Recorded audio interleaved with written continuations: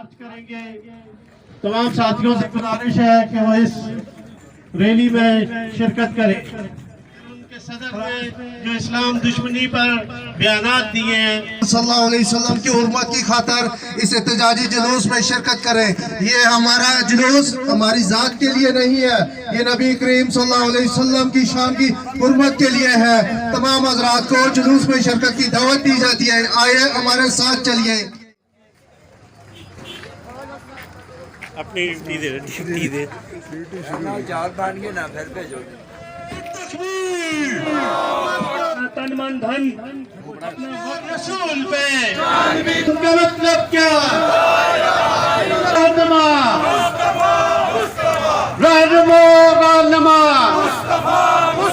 خاتم اپنے عشق اور محبت کا ثبوت دیں. اللہ تعالیٰ ہم نے یہ دن دیکھا، کاش کہ ہم اس سے پہلے بڑھ گئے ہوتے کہ ہمارے پیارے آقا رحمت اللہ علیہ کی شان میں گستاخی کرنے والی زبانیں کھلی ہیں. اے مسلمانوں، تمہاری غیرت کی کیا حقیقت ہے؟ اے مسلم حکمرانوں، تمہاری غیرت کہاں چلی؟ رہنما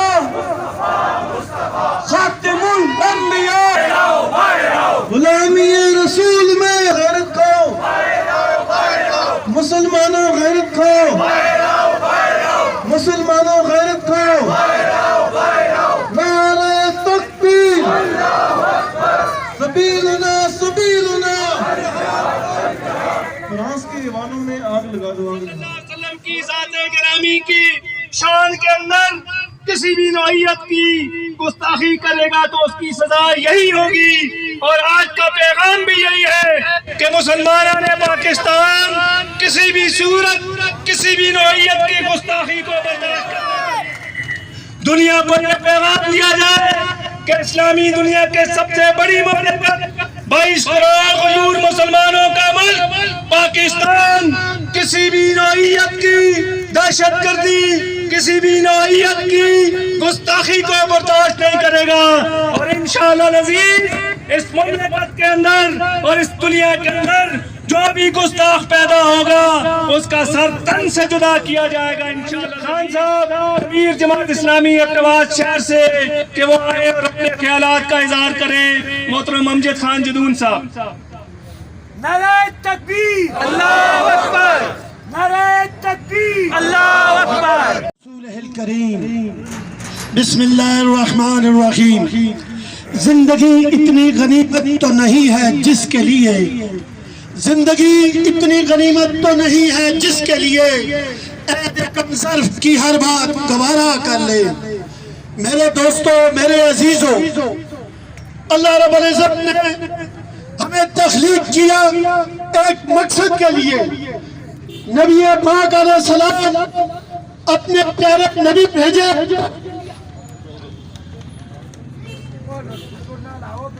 ہماری رہبری کے لیے. اور قرآن حکیم فرقان مجید میں یہ بات واضح کر کے بتا دی گئی کہ تمہارا ایمان اس وقت تک مکمل نہیں ہو سکتا جس وقت تک میں تمہیں تمہاری جانوں سے، تمہارے مالوں سے، تمہارے آبا سے، تمہاری اولادوں سے، حتیٰ کہ دنیا کی ہر قیمتی چیز سے جس وقت تک میں تمہیں عزیز نہ ہو جاؤں اس وقت تک تمہارا ایمان مکمل نہیں ہو سکتا. اگر اس طرح کی حکومتیں یہ بات کرتی رہی، حضور علیہ السلام اگر اسلام کی شان میں گستاخی کرتی رہی تو پھر کہ جتنے ممالک میں آقا علیہ السلام کی بے حرمتی کی جاتی ہے اس کی روک تھام کا مستقل عمل بنایا جائے. محترم امیر جماعت اسلامی ضلع اقتباس ساجد قریش عباسی صاحب سے کہ وہ اپنے خیالات کا اظہار کریں. محترم امیر جماعت اسلامی ضلع اقتباس. کشف اشتجا بجمالہ حسنت جمیع خصالہ صلو علیہ وآلہ.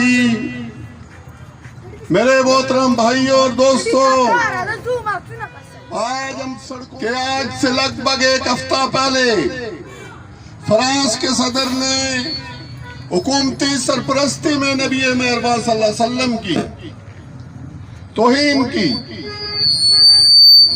اور یہ ہماری حکومتوں پر لازم تھا کہ وہ اس کا جواب دیتے۔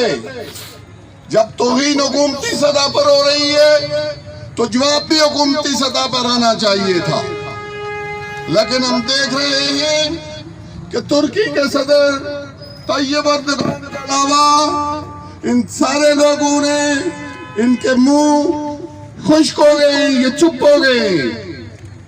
ہمارے حکمرانوں کو موقع تھا کہ وہ امت کے قائد بن کر ابھرتے اور اس 22 کو ایٹمی قوت والے ملک کے سربراہ کی حیثیت سے دنیا کو یہ پیغام دیتے کہ ہم نبی مہربان صلی اللہ علیہ وسلم کی عزت اور حرمت کی خاطر کسی بھی حد تک جا سکتے ہیں۔ لیکن عالم یہ ہے کہ آج پاکستان کی گلیوں اور کوچوں میں ریلیاں نکل رہی ہیں جو افراد اپنے طور پر نکال رہے ہیں، اور ہماری بزدل حکومت ہے۔ اگر اسی طرح صورتحال رہی تو پھر جس کی لاٹھی اس کی بھینس ہوگی۔ ہم نہیں چاہتے کہ ان گلیوں اور کوچوں میں خون بہے، عدالتیں چوکوں اور چوراہوں پہ لگیں اور پھر یہاں پہ لا اینڈ آرڈر کی سچویشن پیدا ہو۔ ہم آج کے اس ریلی کے توسط سے پاکستان کے حکمرانوں سے مطالبہ کرتے ہیں کہ فی الفور پاکستان سے پاکستان سے فرانس کے سفیر کو کک آؤٹ کیا جائے اور فرانس سے اپنے سفیر کو واپس بلایا جائے۔ OIC کا ہنگامی اجلاس بلا کر اس توہین کے معاملے کا ایک حتمی اور پائیدار حل نکالا جائے۔ اگر ہماری حکومت ایسا کرنے میں ناکام رہی تو پھر لوگ قانون کو اپنے حق کی تمام تر ذمہ داری اس وقت کی حکومت پر ہوگی۔ جب نبی کریم صلی اللہ علیہ وسلم یہ پیغام لے کر آئے اس وقت بھی کفار مل کر بیٹھے۔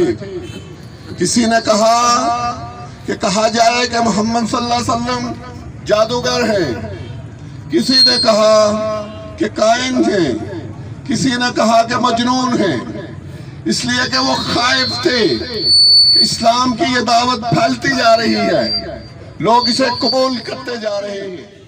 دنیا میں فرانس وہ واحد یورپی ملک ہے جس کے بارے میں یہ پیشن گوئی ہے کہ جس رفتار سے فرانس میں اسلام پھیل رہا ہے، اگر اسی رفتار سے وہاں اسلام پھیلتا رہا تو 2050 میں فرانس کا بڑا مذہب اسلام بن جائے گا۔ وہ خائف ہیں، اس لیے وہ یہ بونڈی حرکتیں کر رہے ہیں۔ اس سے ہمارے سفر میں، اس سے ہمارے عزم میں کوئی فرق نہیں آنا چاہیے۔ آنے والا کل تابناک کل ہمارا ہے۔